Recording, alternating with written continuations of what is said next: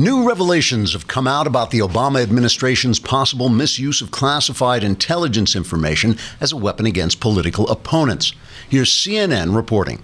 The Russians are coming! The Russians are coming!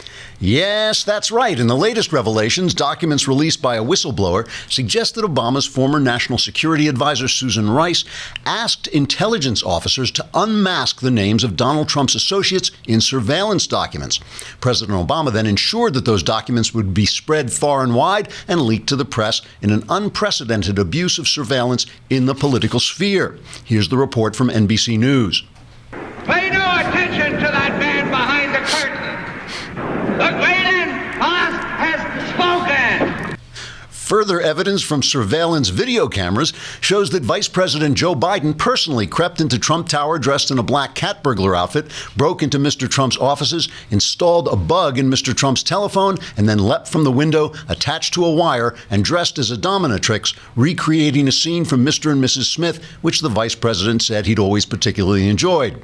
ABC News reported on the revelations by pointing out that Donald Trump lied when he said in a tweet that his, quote, wires were tapped, since the phone that Mr. Biden tapped was, in fact, wireless.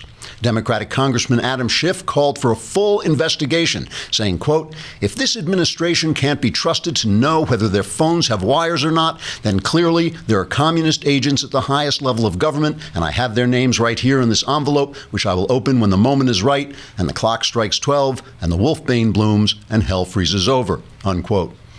New revelations continued to come in as selfie videos recovered from the cell phone of President Obama himself showed the former president dressing up as a waiter so he could deliver breakfast to Donald Trump's room.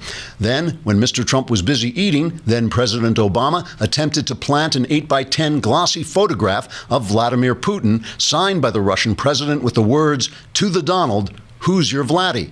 Mr. Obama was in the process of slipping the photograph under Mr. Trump's pillow when he was discovered by a Trump security officer after a karate fight that left the room in a shambles. Then President Obama got the officer in a chokehold and broke his neck with a deadly ninja twist.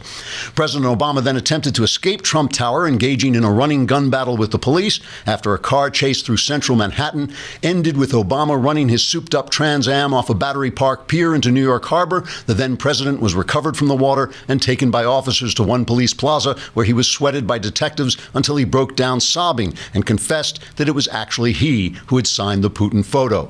Scott Pelley of CBS News ran this report on the story. Oh, I see nothing. I was not here. I did not even get up this morning. This story will continue to develop, but not on network news. Trigger warning, I'm Andrew Klavan, and this is The Andrew Klavan Show.